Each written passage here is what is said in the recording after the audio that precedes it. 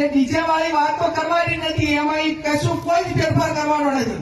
કોઈ મુદ્દાઓ જે ક્યાંય પાકા જ છે એમાં લખી રહે કઈ પણ આગુ પાછું કરવાનું નથી. આપણે જે આ બાજુ મંત્રીએ કીધું એમ આ બાજુથી ક્યાંય ભંગ પણ થયો નથી.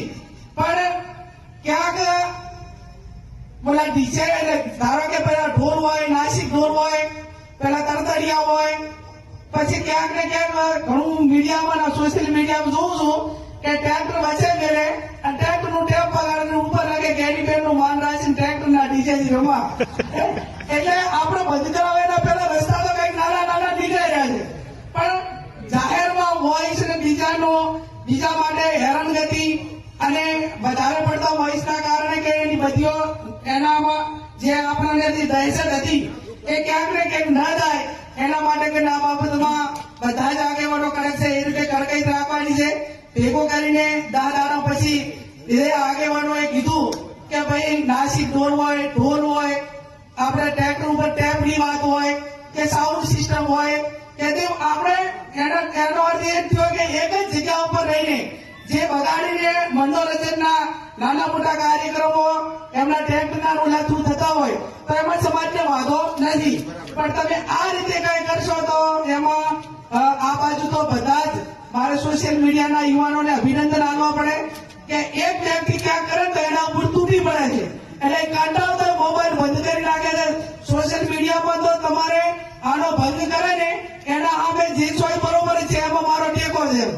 પછી એની સામે કોઈ ટીકા કરનારું કે એને કંટ્રોલ કરનારું ના હોય તો બીજો આ બાબતમાં પ્રયત્ન કરે. એટલે એ બાબતમાં કોઈ પ્રયત્ન ના કરે એના માટે કરીને સોશિયલ મીડિયા જે એક્ટિવ છે, જે સારી ભાષામાં જ આપણે એની સાથે જે કઈ કોમેન્ટ કરો કે જે કઈ કરવાનું હોય પણ સારી ભાષા. બંધારણ માટે ભેગા થયા છો અને એવું બંધારણ બનાવો કે મેં કીધું એમ આપણા ધર્મના ચારે પાયા એક કરી નાખો. વેલનાથ બાપા, સદારામ બાપા, ભાટીજી મહારાજ અને વીર માતાતા આ ચાર પાયા એકે થઈ જાય ને તો ગુજરાતમાં કોઈની તાકાત નથી કે તમને ક્યાંય પાછા મળી ગઈ. અને એ સ્થિતિનું નિર્માણ કરવા માટે કરીને મેં અગાઉ કીધું એમ કે તમામ સમાજો પોતાના સમાજના કામ માટે એક થાય છે. આજે આપણે પણ બધા એક થયા છે. હજુ પણ આખા ગુજરાતના ઠાકોર જેટલા ધારાસભ્યો હોય, માજી ધારાસભ્યો હોય, મેં તો બધાને લેટર લખ્યો છે. હમણાં તમને બધાને મળશે, ધારાસભ્યોને બધાને, કે ભાઈ હવે તમે આમાં રાજકારણમાં તમારે જ્યાં જે તમને જે ફાવે એ કરજો, જેટલું જ્યાં ફાવે એ કરજો. પણ સમાજની વાત આવે ત્યારે બધા એક તો નહીં. શા માટે? કે આપણે બીજા કોઈ સમાજને કોઈને હેરાન કરવા માટે નહીં. આ ક્ષત્રિય કોને કહેવાય, ઠાકોર કોને કહેવાય? નાનો સમાજ એ ગામમાં ક્યાંક ને ક્યાંક બેન દીકરીની સુરક્ષા માટે એ તમારી પાસે અપેક્ષા રાખે છે.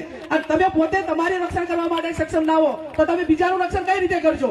આજે નાનામાં નાનો માણસ એમ કે ઠાકોર સમાજના 5 આગેવાનોને બોલાવો. આ વાત આખા ગુજરાતની અંદર જયારે ઉભી કરવાની છે ત્યારે આવો આપણે સૌ સાથે મળીને સમાજના કામ કરીએ, વ્યસન મુક્તિના કામ કરીએ, શિક્ષણના કામ કરીએ. અને આજે ખર્ચા છે એ ખર્ચા કાપીને તાલુકે દીકરાને દીકરીઓને ભણવા માટેની હોસ્ટેલોનું નિર્માણ થાય. હું અભિનંદન આપું અલ્પેશભાઈને અને એમની ટીમને કે ગાંધીનગર મુકામે એ 3 વીઘા લાખોની કરોડોની જગ્યા લઈ અને ખાતમુહૂર્ત એ આ 26 તારીખે કર્યું છે. અને આવનાર સમયની અંદર સમગ્ર ગુજરાતના ઠાકોર સમાજના દીકરા દીકરી એમાં સર્વે થાય અને જેનામાં હુનર હોય, જેનામાં ભણવા માટેની એની ક્ષમતા હોય અને એને કઈ રીતે ભણવું છે એ આવનાર સમયમાં બધા સાથે મળીને, હવે ગાંધીનગર કે નતું તો ગાંધીનગર પણ તે દ્વારા ખાતમુહૂર્ત કર્યું છે. ટૂંક સમયમાં એનું નિર્માણ થશે અને તમારે ભણતર હશે તો બધું જ આવી જશે. એટલે ભણવા માટેની પૂરેપૂરી જેટલી મહેનત કરવી પડે એટલી કરો.